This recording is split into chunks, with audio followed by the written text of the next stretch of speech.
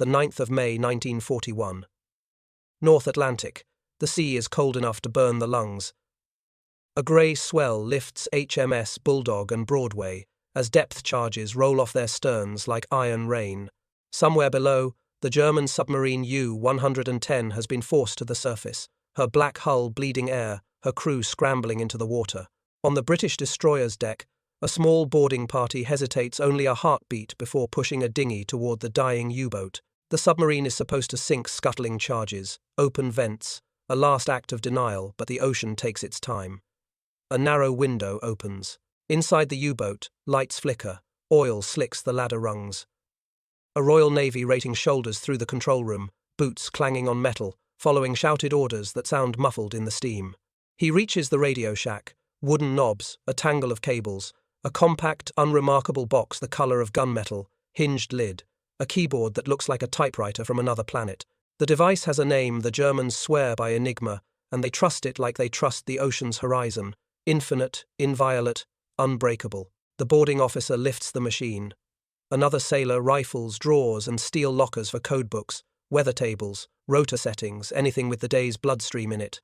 Pages slap wetly against the hull as he shoves them into a canvas bag. The U-boat groans. Somewhere aft, water climbs the ladder with a patient hiss. They shove off with their cargo just as the Atlantic rolls the submarine onto her fatal angle. Across the sea, in a quiet Buckinghamshire estate called Bletchley Park, the war sounds different. It is the clatter of pens, the rasp of cigarette smoke in sore throats, the hum of electromechanical relays. Men and women mathematicians, linguists, chess players, debutantes bend over strings of letters that refuse to make words. In Hut 8, a young logician named Alan Turing taps a pencil on a table already cratered by nervous calculations. On another table sits the beating heart of their effort, the bomb, a machine that doesn't fire or fly but hunts patterns with tireless stamina. Out on the Atlantic, wolves roam. Since the war began, German U-boats have sent thousands of Allied ships to the bottom, millions of tons of cargo that should have been bread, fuel, steel, medicine. Every freighter that vanishes is a silent detonation in the British economy. This is how a nation starves, not with sirens and falling bombs, but with slow subtraction across a map of shipping lanes. The idea that will turn the tide of this ocean war is not a new depth charge, nor a faster destroyer. It is the forbidden thought, Bletchley whispers at 3 a.m. What if we could read the enemy's orders the same day he sends them? On this day in May, dripping onto a destroyer's deck, lies one answer, a machine, some rotors, and codebooks rescued from a drowning steel coffin. The weapon is not explosive, it is understanding. For the German Navy, the Enigma machine was not simply a cipher device. It was the anchor of a doctrine, the invisible armour of the Kriegsmarine's U-boat arm. At first glance, Enigma looked trivial, a typewriter with extra lights. Yet behind its clattering keys and rotating rotors lay a labyrinth of electrical pathways so vast that German engineers boasted it offered 150 quintillion possible settings, a number greater than the stars one might count on a moonless night at sea. In Berlin, officers of the Naval High Command declared with confidence, Enigma is mathematically unbreakable, and so, night after night, convoys crossing the Atlantic were stalked by submarines whose orders and rendezvous points were wrapped in this shield of letters. A single U-boat could sink 5 or 6 freighters in a week. A wolf pack of 10 could obliterate a convoy. By 1941, Britain's lifeline looked like it was fraying strand by strand. Over 2.5 million tons of Allied shipping had been destroyed in the first half of that year alone. For every merchantman that vanished beneath the waves, there were sailors who would never reach home, soldiers who would never see the front, and families in Britain left with rations that grew thinner by the month. The Admiralty knew the math. If sinkings continued at this pace, Britain's fuel reserves would run dry in a matter of months. Food convoys from Canada, steel from America, oil from the Caribbean, everything passed through waters haunted by men who believed themselves invisible. Winston Churchill later confessed that the U-boat war was the only thing that truly frightened him. The riddle was simple.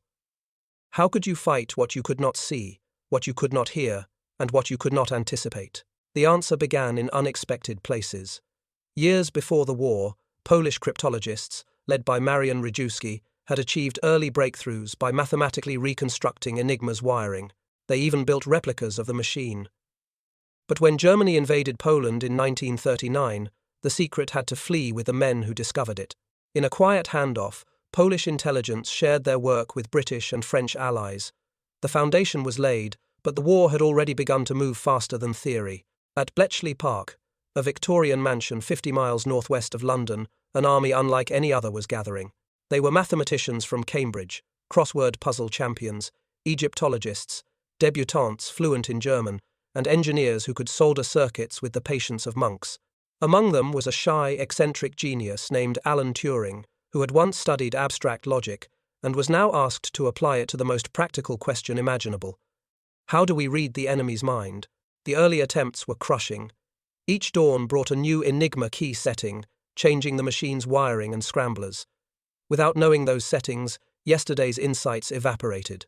The Germans tightened security, adding more rotors, introducing the naval Enigma far more complex than the Army and Luftwaffe versions. Each improvement slammed another steel door in the cryptanalysts' faces. It seemed the Germans' confidence might be justified. And yet, war is not fought in perfection.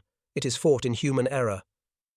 U-boat operators reused weather phrases, signed off with predictable names, sometimes grew lazy. Each mistake was a thin crack in the armor. The captured material from U-110, the machine and codebooks, was a windfall, a rare glimpse into the daily lifeblood of German communications.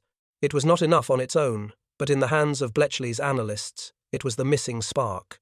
The real secret weapon became mechanization of thought. Turing designed an electromechanical monster known as the bomb, a device that could test tens of thousands of possible Enigma settings in the time it took a man to sharpen a pencil. Banks of bombs, their drums spinning and relays clicking, began to fill the huts of Bletchley like metallic beehives. Each machine didn't just search for answers, it narrowed impossibility into possibility, reducing oceans of chaos to a puddle of order. Still, the struggle was brutal. Days, sometimes weeks, would pass with no breakthrough, while convoys burned on the Atlantic. Success, when it came, was fragile. If the Germans suspected their cipher was broken, they could change the system overnight. That was the cruel irony. Bletchley had to use its treasure carefully, sparingly, so as not to alert Berlin. Intelligence had to be useful but invisible. This was the paradox at the heart of the Battle of the Atlantic. It wasn't enough to sink submarines. The Allies had to keep the Germans from ever realizing that their greatest weapon had become their greatest weakness. Every intercepted signal was a blade with two edges: save lives today, risk exposure tomorrow. The war of machines was becoming a war of wits, and the stakes could not have been higher. The Battle of the Atlantic was never just about torpedoes and convoys, it was a colossal struggle of arithmetic. Britain needed 1 million tons of imports every week, just to survive. Coal for factories, wheat for bread, oil for the Royal Navy, steel for the assembly lines of war. Every crate of food, every barrel of fuel, every box of ammunition had to cross an ocean that became the most dangerous battlefield on Earth. The German High Command understood this perfectly. They called it the Tonnage War. Sink merchant ships faster than Britain could replace them, and the island fortress would collapse without a single Wehrmacht boot touching its soil. The math was cruel. If the U-boats could destroy 700,000 tons of shipping per month, Britain would starve into surrender. In 1942, for 4 consecutive months, they met or exceeded that target. The Atlantic became a graveyard of steel and drowned sailors. For the Allies, the response was an industrial miracle. In American shipyards, Newport News, Baltimore, Portland crews worked around the clock to produce Liberty ships, mass-produced cargo vessels that could be assembled in as little as 42 days. Their hulls were welded rather than riveted, their design simplified to the point where one ship could roll off the ways every few days. By 1943, American yards launched 3 ships for every one lost to U-boats, but numbers alone did not guarantee survival. Cargoes had to be organized into convoys, escorted by destroyers and corvettes bristling with sonar and depth charges. The mathematics of logistics became a deadly cat and mouse. The Germans needed only to find a convoy once, shadow it silently by periscope, and radio the pack. A dozen U-boats could then converge, launching torpedoes in the dark, slipping away before escorts even knew where to turn. Without forewarning, the convoys were helpless. This is where the work at Bletchley Park tied directly to the steel and sweat of the shipyards. Breaking Enigma meant not only knowing where U-boats lurked, but where they would be tomorrow. A decrypted message might reveal the patrol lines Dönitz's wolves had set across the Atlantic, invisible tripwires waiting for merchantmen. Redirecting a convoy even by 100 miles could mean the difference between survival and massacre. Meanwhile, Germany strained its own industry to keep pace. At the height of the war, shipyards in Kiel and Hamburg launched new Type 7 and Type 9 U-boats every week. These were lean predators, each with a crew of about 45 men, capable of spending weeks at sea. By 1942, the Kriegsmarine boasted more than 300 operational submarines, enough to prowl from the Bay of Biscay to the Caribbean. And yet, each submarine required precious resources, diesel engines, periscopes, torpedoes that the embattled Reich struggled to provide as Allied bombing raids scorched its factories. The duel was relentless. American steel versus German steel, production lines versus periscope sites. Every Liberty ship launched was a direct challenge to Dönitz's U-boat command. Every submarine that slipped into the water in Germany was a new predator hunting those fragile convoys. But behind the clash of industry loomed a hidden factor, the messages shuttling between U-boats and their command centers in France and Germany. They traveled invisibly through the airwaves, clothed in Enigma's armor, and those signals determined where the next battle would erupt. What the Germans never fully realized was that this industrial duel was being skewed by an unseen hand. Convoys that should have been easy prey somehow slipped past patrol lines. U-boats found themselves arriving at empty seas, or worse, ambushed by destroyers lying in wait. From their perspective, it was luck, or perhaps a surge in Allied shipbuilding. But in truth, the massive engines of industry factories, shipyards, convoys, were increasingly guided by the quiet clicks of the bombs at Bletchley. The Battle of the Atlantic was thus not only a fight of submarines against escorts, but of factories against factories, and mathematicians against mathematicians. The outcome of this logistical war would decide whether Britain endured or drowned. To the world above, U-boats were predators, sleek silhouettes slicing through the Atlantic, their periscopes glinting like cold knives. But inside, they were something else entirely, a steel coffin crammed with men, diesel fumes, and fear. Each Type 7 submarine measured barely 220 feet in length, yet it carried over 45 crewmen, packed tighter than sardines in a can. Privacy did not exist, comfort was a memory. Life aboard was not glory, it was survival in a machine built for death. The moment the heavy hatch clanged shut in Kiel or Lorient, the countdown began. Patrols often lasted 8 to 12 weeks, long enough for food to rot, nerves to fray, and friendships to be tested in ways no land-based soldier could imagine. Fresh bread, stored in every conceivable space, even atop torpedo tubes, would mold after a week. Potatoes sprouted. Cabbages became inedible.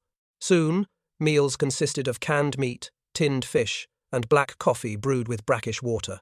The air was thick with oil, sweat, and diesel exhaust. It stung the eyes and clung to clothes. Sleep was rationed almost as tightly as food. Bunks were hot-racked, 3 men sharing 2 mattresses, sleeping in shifts, sheets still warm from the body of the last occupant. The constant hum of engines, the hiss of compressed air, the rattle of machinery meant silence was rare, and rest never deep. The smell of humanity, as one veteran recalled, was so overwhelming that men could detect a returning U-boat before they saw it. You smelled it first. Yet among these hardships grew a strange brotherhood. The crew was young, average age, barely 20, and bound by shared peril. They trusted one another with their lives. A slip of the hand could mean flooding. A careless noise could betray their position to Allied sonar. To survive, discipline had to be absolute. Many U-boat sailors described their service not as duty to Hitler, but as loyalty to their boatmates, to the steel tube that held them all together. Still, fear seeped in with the salt water. Every Allied convoy bristled with destroyers, frigates, and corvettes armed with sonar and depth charges. When detected, the submarine's sanctuary turned into a trap. The captain would order a crash dive, ballast tanks flooding, gauges spinning as the boat plunged beneath the waves. At 150 feet, the hull groaned like a living thing. At 300 feet, rivets screamed, pipes bled condensation, and the air grew heavier, tinged with carbon dioxide. Depth charges detonated overhead, each one a concussive hammer blow that shook men from bunks and shattered light bulbs. They called it the tin can hell, a waiting game where every second felt stolen. In diaries later recovered, sailors confessed to gripping crucifixes, whispering prayers, or simply staring at gauges until the needles stopped trembling. One commander wrote, "We wait for the next explosion. Perhaps it is the end. Perhaps it is silence. Either way, the decision is no longer ours." The paradox of U-boat life was stark. Outwardly, the crews projected invincibility. They believed Enigma made them untouchable, their orders invisible to Allied eyes. That confidence pushed them into the black waters night after night, ambushing convoys, launching torpedoes, surfacing to watch the horizon bloom with fire. Yet deep down, each man knew the statistics. By the war's end, 3 out of every 4 U-boat sailors would die at sea, the highest casualty rate of any German service branch. And still they sailed. Some were fanatics, true believers in the Reich. Most were simply young men who had no choice. The rhythm of life aboard became their world. The dive alarms, the sharp command of the Kaliun, captain, the bitter coffee before midnight watch, the camaraderie in the face of annihilation. When they laughed, it was with the sharp edge of men who knew tomorrow could be their last sunrise. To the Allies, U-boats were shadows in the sea. To the men inside, they were prison, workplace, and grave, all sealed by bolts and belief in a cipher machine they thought unbreakable. While German sailors endured the suffocating steel coffins of the Atlantic, another war quieter but no less desperate unfolded in the English countryside. Bletchley Park, a rambling Victorian estate 50 miles from London, became the crucible where mathematics, engineering, and sheer human endurance collided to challenge the unbreakable. Behind its ivy-covered walls, the Allies built not just a code-breaking centre, but the beating brain of an invisible army. Here, the sound of battle was not gunfire, but the relentless clack of typewriters, the hiss of radios tuned to intercepted signals, and the low mechanical growl of machines designed to outthink men. At dawn, couriers delivered stacks of intercepted German messages, streams of letters that seemed meaningless. By nightfall, hundreds of minds bent themselves to the task of giving those letters shape. The stakes were brutal. Every message left unread might mean another convoy destroyed, another 1,000 men swallowed by the Atlantic. Central to the struggle was the Enigma machine itself. Its rotors scrambled letters through circuits so complex that, for every keystroke, the output seemed random. Worse, the Germans changed the settings daily, creating a fresh maze of possibilities with each sunrise.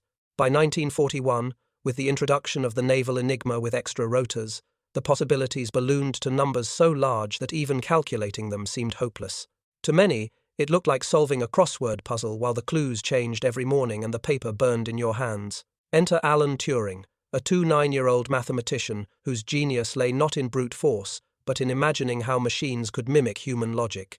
Turing proposed building an electromechanical device that could systematically test thousands of Enigma settings in minutes, exploiting predictable quirks in German messages. The result was the bomb, a towering machine of spinning drums, relays, and wires. Standing nearly 7 feet tall, each bomb devoured electricity and roared like an angry beast. Yet it could do in hours what would take human minds centuries. Sift the impossible into the possible. The first bomb whirred to life in 1940. Soon, entire huts filled with them, their drums spinning like the engines of a factory for secrets. Operators, many of them young women from the Women's Royal Naval Service, worked in shifts around the clock. They fed in intercepted codes, listened to the steady thrum, and waited for the machine to halt with a promising setting. The air was hot, thick with cigarette smoke, but the moment a bomb stopped, silence would fall like a held breath. Somewhere, perhaps, a convoy had just been saved. But mathematics alone could not win. The Germans were disciplined, yet human error crept in. Radiomen signed off with routine phrases: Heil Hitler, weather reports, repeated salutations. These cribs became golden keys, guesses that codebreakers could feed into the bombs to narrow down the labyrinth. A careless word at sea became a lifeline at Bletchley. Life at the park was relentless. Over 10,000 men and women cycled through its huts, working shifts that blurred into exhaustion. Security was absolute. Workers were forbidden from telling even family what they did. Some were university dons, others barely out of school. One Wren later recalled, "We didn't know the details, only that lives depended on us. That was enough." Turing's machines alone weren't the end. They were the beginning. Each day's decrypted traffic, code-named ultra-intelligence, had to be sorted, analysed, and carefully disguised before use. If the Admiralty acted too obviously on an intercepted message, the Germans might suspect Enigma was compromised. Thus, Bletchley fought 2 wars, one against the machine and another against the temptation to reveal their secret. The irony was stark. In the Atlantic, men in U-boats placed their faith in the very cipher that made their life possible. At Bletchley, young mathematicians dismantled that faith letter by letter, relay by relay. Victory was not measured in battles won, but in convoys that arrived unnoticed, ships sliding into Liverpool docks with grain, fuel, and hope.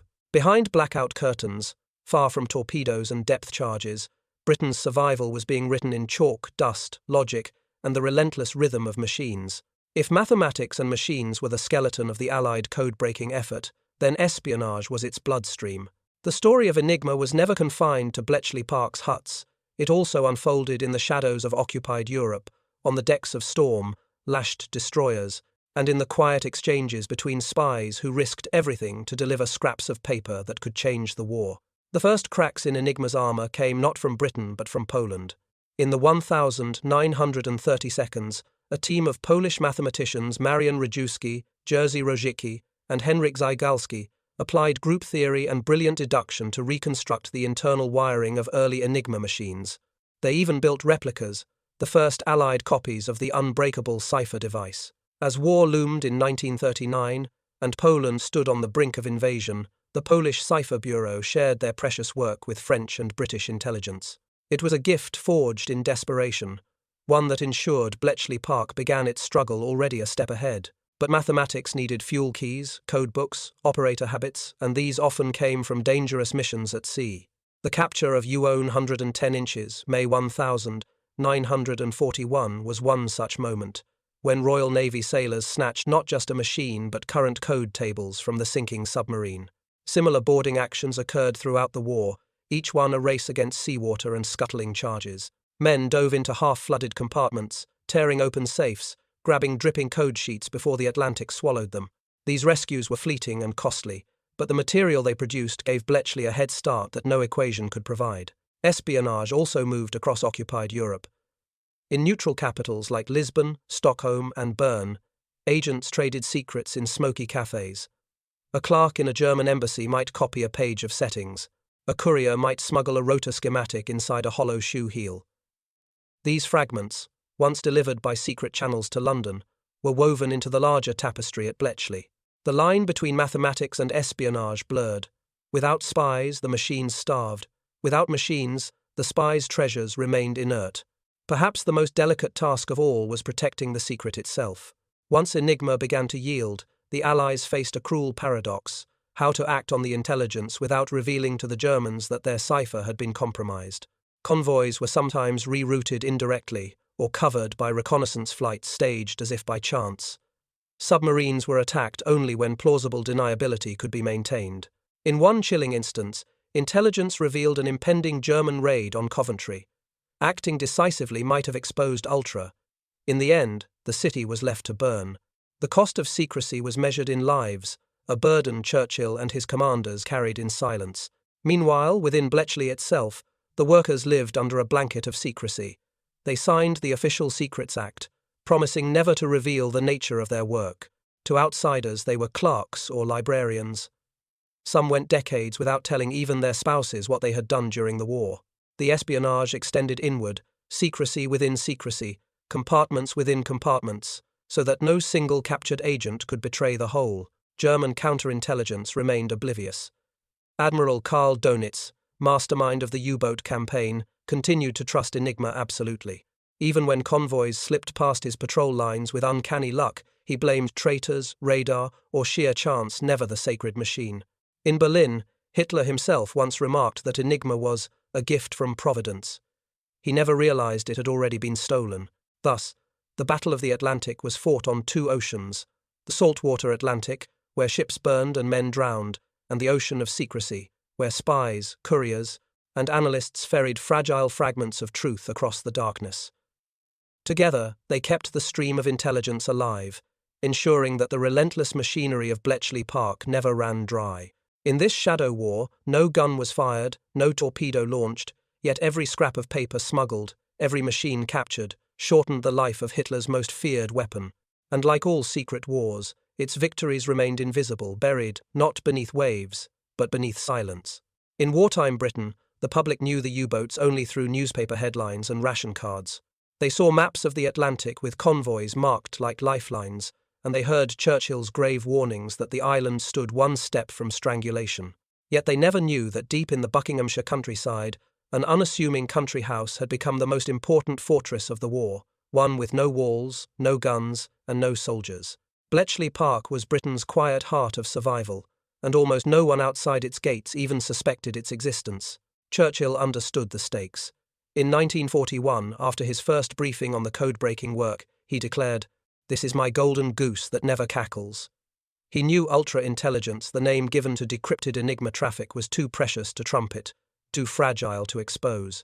So while Spitfires and battleships claimed the spotlight, the most consequential victories remained cloaked in silence. The secrecy was suffocating. More than 10,000 men and women rotated through Bletchley during the war, many of them in their late teens or early 20s. They worked 12-hour shifts, deciphering endless strings of letters, snatching hurried meals, then returning to the huts where windows were blacked out and the air smelled of ink, sweat, and electricity. Yet when they went home on leave, they could not tell their parents what they did. Some mothers believed their daughters were simply secretaries. Fathers thought their sons had been denied frontline duty. The reality that they were intercepting the enemy's thoughts remained locked behind their silence. On the home front, the consequences of their work rippled quietly. Convoys that might have been lost arrived safely, bringing butter, tea, and fuel that allowed rationing to tighten but not collapse. Families complained about shortages, but never starved. Factories continued to turn, powered by American steel and Middle Eastern oil that slipped through the U-boat gauntlet because someone at Bletchley had nudged a convoy just a few degrees off course. The British people endured hardship, but they never knew how close starvation had come, or how narrow the margin of survival truly was. Churchill kept the circle of knowledge small. Only a handful of commanders, trusted with ultra-intelligence, knew its source. Even within the Admiralty, officers receiving convoy orders were often told nothing about how the information had been obtained. It was safer that way. Fewer loose lips meant fewer risks of compromise. Secrecy was not just policy, it was survival. The paradox was cruel. The men and women at Bletchley Park, who arguably shortened the war by at least 2 years, saw no parades, no medals, no recognition. They left the park at war's end with nothing more than a handshake and a final reminder of their oath of silence. Some carried that silence for decades. One woman, when asked by her husband in the 1,960 seconds what she had done during the war, replied simply, "I made tea." She had in fact operated a bomb machine that helped sink U-boats. For the nation, the existence of this secret meant reassurance without understanding. Civilians saw ration books and blackouts, but not the invisible hand that kept Britain supplied. They heard Churchill declare victory in the Battle of the Atlantic, but not the whispers of decoded German signals that made that victory possible. For a generation, Ultra remained buried deeper than any submarine, entombed by loyalty and law. Only in the 1,970 seconds, when documents were finally declassified, did the truth emerge. Historians realized that the shadow war fought at Bletchley Park was as decisive as El Alamein or Normandy. By then, many of the veterans had already passed away, their stories untold. The British public, who had endured the war without ever knowing how close the noose had drawn, finally learned that their survival had rested on typewriters, rotors, and the brilliance of minds they had never heard of. In the home front silence of wartime Britain, the greatest secret of the Second World War was not a weapon of steel or fire, but a secret itself guarded with absolute devotion, because if it ever leaked, the island might not have survived at all. By the spring of 1943, the tide of the Atlantic War had begun to turn. For years, the ocean had been the hunting ground of the U-boats, where Allied sailors whispered about the wolf packs with dread. But now, in a reversal almost too sudden to believe, the hunters were becoming the hunted. And the reason, though few men at sea could ever know it, was that the Allies had begun reading the enemy's mail. At Bletchley Park, a decrypted message might reveal a U-boat patrol line stretching across a convoy's path. Instead of sailing blindly into ambush, escorts could steer their merchant ships wide of danger. Sometimes they did more than evade. Armed with ultra-intelligence, Allied commanders staged counter-hunts, dispatching destroyer groups directly toward the coordinates of unsuspecting submarines. A battle that had once been fought in darkness was now lit by an unseen lantern. For the U-boat crews, the change was bewildering. Convoys that should have been helpless began arriving intact. Submarines that surfaced to strike found themselves bracketed by depth charges within hours. In May 1943, later called Black May, the statistics told the story with brutal clarity. 43 U-boats lost in a single month, nearly a quarter of Germany's operational fleet. The Wolfpacks, once a terror of the Atlantic, were bleeding out faster than German shipyards could replace them. On the surface, the battles were as savage as ever. Destroyers plunged through the swells, sonar operators straining to catch the faint echo of a submarine's hull. When contact came, the ships roared into action, racks of depth charges thundering into the sea. Below, U-boat crews gritted their teeth as explosions rolled down through the water, hammering the steel around them, extinguishing lights, bursting pipes. Some submarines never resurfaced, their final resting place a silent trench on the ocean floor. But the true climax was invisible. It was written in the timing of the ambushes, in the uncanny precision with which Allied escorts seemed to know where to strike. The sailors at sea thought it luck, or improved radar, or divine providence. Only a handful of officers knew the truth. Every successful hunt was the echo of a code broken in a quiet hut at Bletchley Park. For Admiral Karl Donitz, watching his fleet's casualty lists grow longer, the numbers were incomprehensible. He still believed Enigma to be unshakable. How then could the Allies know so much, so quickly? His staff blamed new technologies, better aircraft patrols, or perhaps traitors in the ranks. But no one dared to imagine that the sacred cipher had been pierced. The Battle of the Atlantic had always been a duel of endurance. Now, at last, it was shifting into a rout. For the first time since 1939, the Atlantic sea lanes began to feel less like a graveyard and more like a passageway to victory. And behind every safe arrival, behind every sunken U-boat, was a story not of torpedoes or steel, but of logic, rotors, and the silent triumph of human intellect. In Hut 8 at Bletchley Park, the war was measured not in torpedoes or convoys, but in lines of gibberish that might, at any moment, transform into clarity.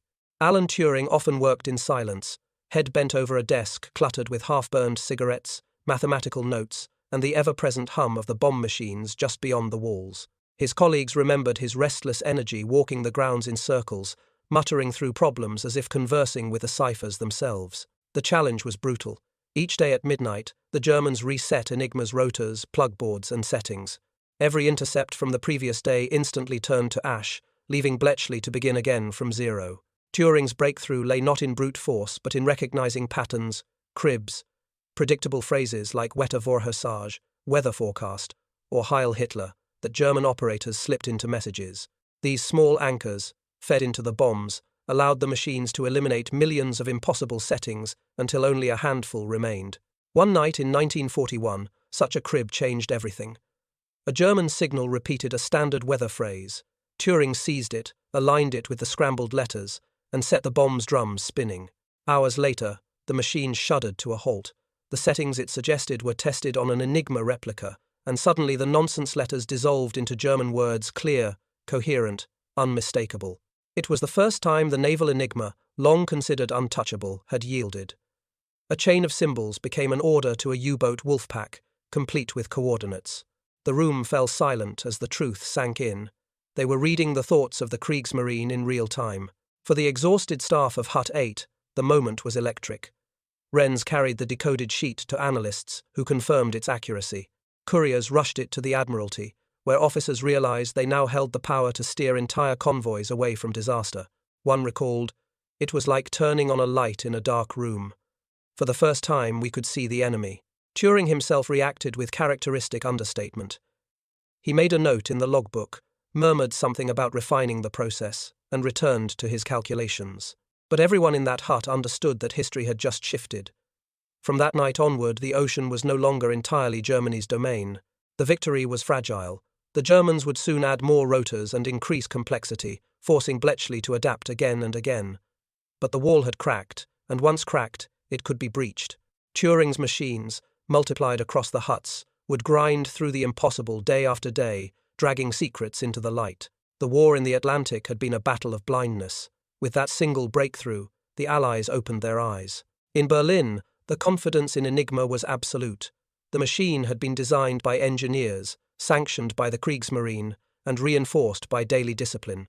To German commanders, it was not merely a tool but a fortress. Admiral Karl Donitz, father of the U-boat arm, insisted that with Enigma guarding their signals, his wolfpacks could prowl the Atlantic at will. Reports of rising losses unsettled him, but never once did he suspect that the fortress itself had been breached. When convoys began slipping past patrol lines in 1942, staff officers searched for explanations that preserved their faith.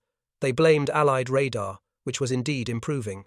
They pointed to long-range patrol aircraft, Sunderlands and Liberators, that now patrolled once safe waters.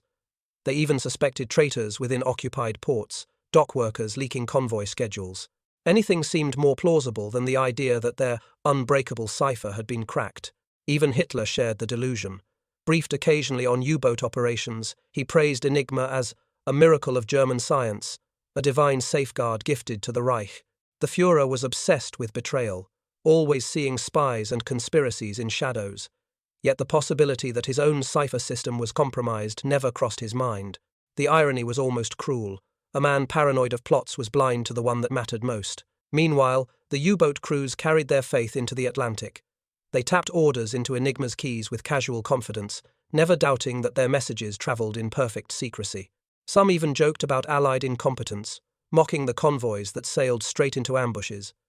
To them, Enigma was a talisman, as vital as torpedoes or diesel engines.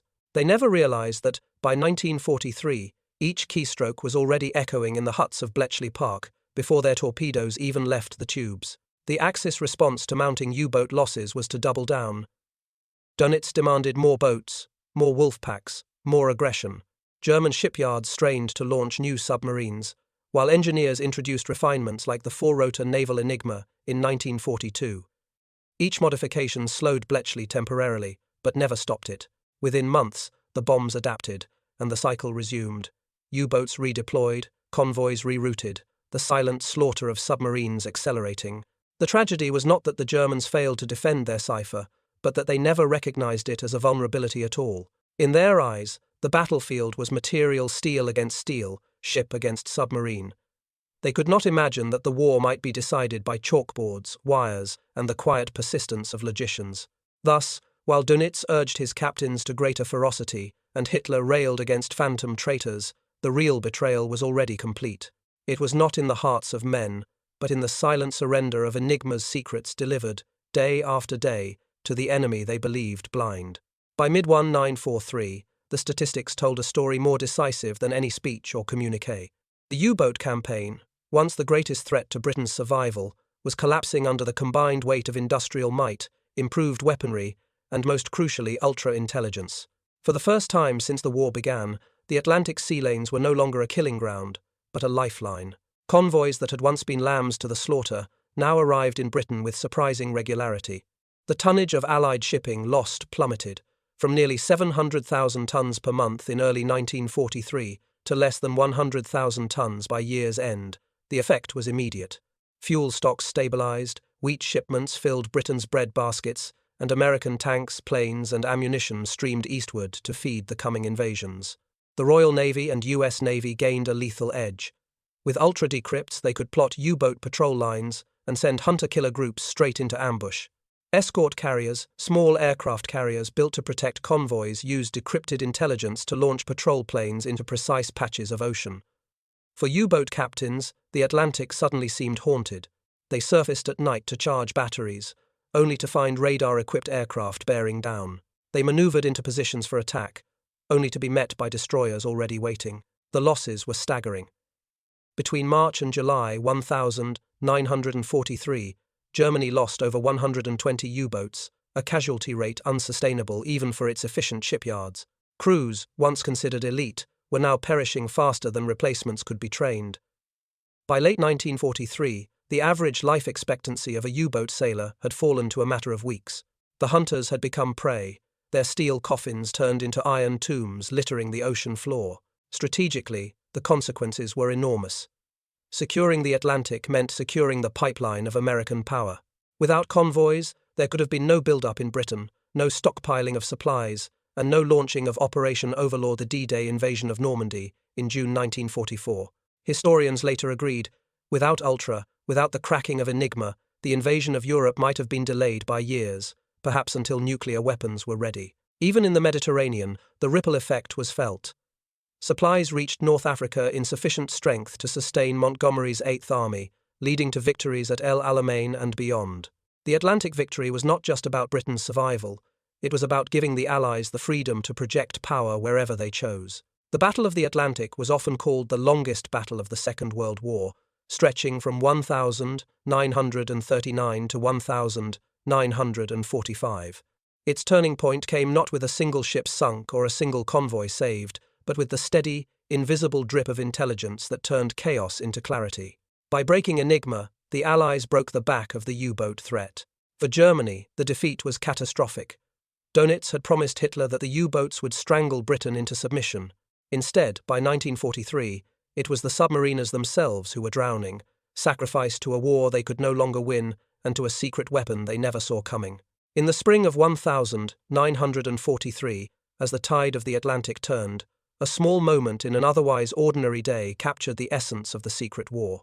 Inside a dimly lit hut at Bletchley Park, a WREN pulled a decrypted sheet from the teleprinter. It was brief, almost mundane, a set of coordinates, a convoy designation, a weather report. She handed it to an analyst, who compared it with shipping charts spread across the table. Slowly, the realization dawned. The convoy in question had been sailing straight toward a wolf pack. Thanks to this intercept, the route could be altered in time. Thousands of men, and the cargo that might decide battles months away, would be spared. The analyst looked up. No one cheered. No flags unfurled. The sheet of paper was quietly placed into a folder marked Most Secret. A messenger carried it to the Admiralty, where officers crafted orders to be delivered in such a way that the Germans would never guess their cipher had been betrayed. The workers in the hut simply returned to their endless letters, the next string of nonsense waiting to be cracked. Yet in that silence, an entire world shifted. On the Atlantic, the result was invisible. Merchant ships altered course by a few degrees, their prows cutting into waves that no longer hid waiting submarines. To the sailors on deck, shivering in the salt spray, it was just another night. They would never know how close they had come to death. In Germany, Admiral Dönitz pored over reports that made less and less sense. Convoys were slipping away, U-boats were not returning. His faith in Enigma remained unshaken, but the numbers defied belief. Still, the machine clattered on, trusted to the last. Years later, veterans of Bletchley Park would describe moments like this with understated pride.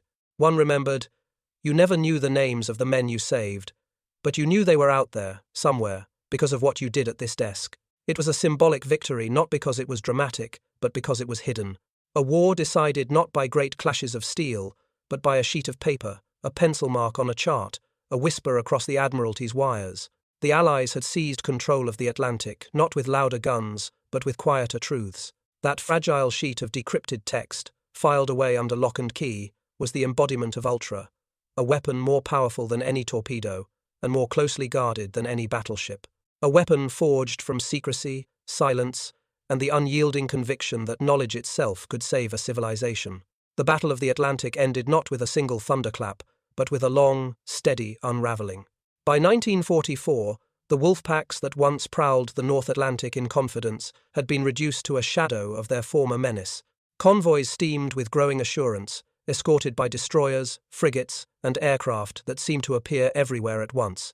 For Germany, the ocean once envisioned as the Reich's greatest weapon had become a graveyard of rusting steel and drowned men. Behind that reversal stood a secret so profound that it would remain hidden for decades: the breaking of Enigma, a war shortened by years. Historians later agreed that ultra-intelligence, as the Bletchley decrypts were codenamed, shortened the war in Europe by at least 2 years. Without it, convoys might have continued to bleed Britain white.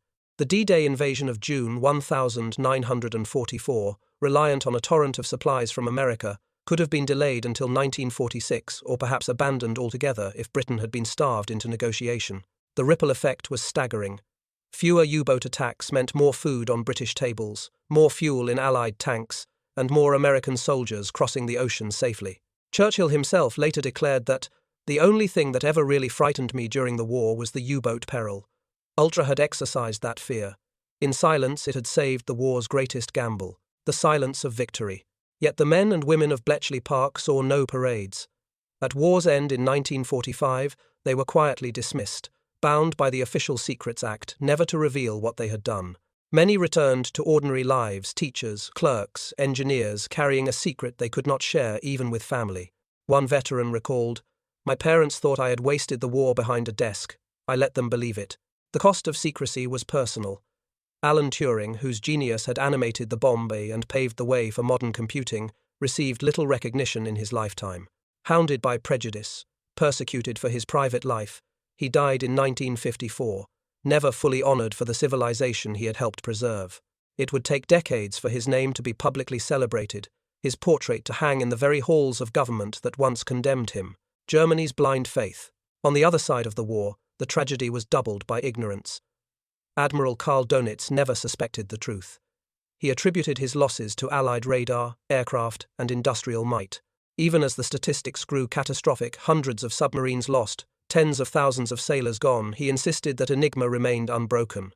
To the end, he believed his communications had been secure.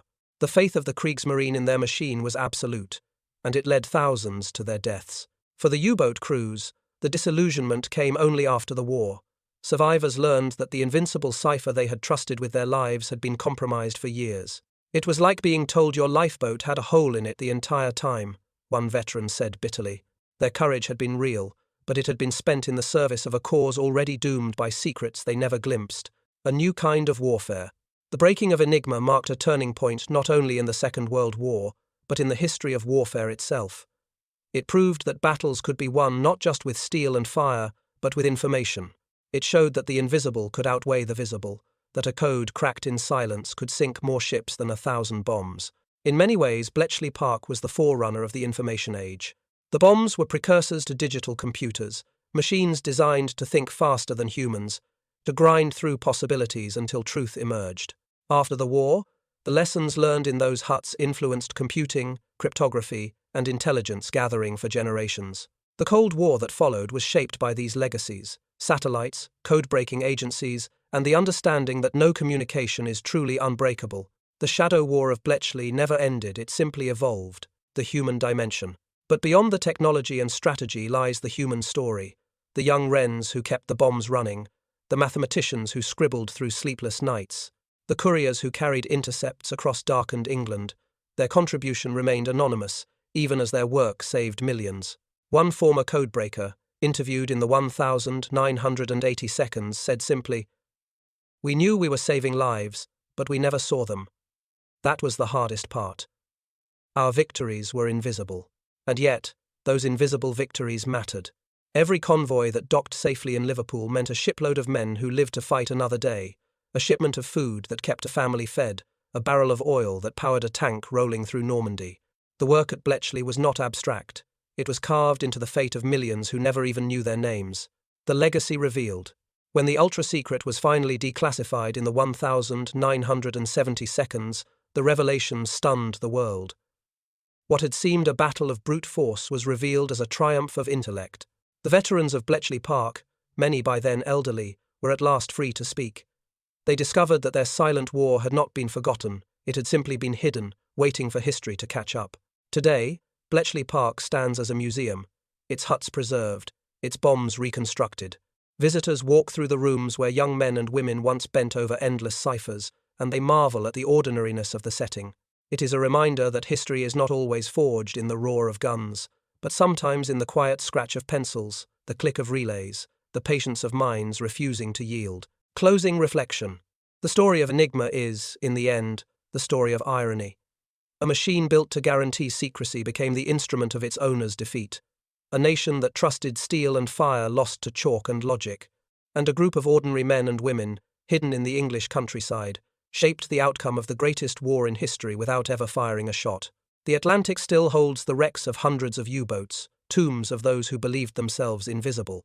And in the silence of Bletchley Park, one can still almost hear the bombs turning, the whispers of a secret that changed the world. War is often remembered for its noise, the clash of armies, the thunder of bombs.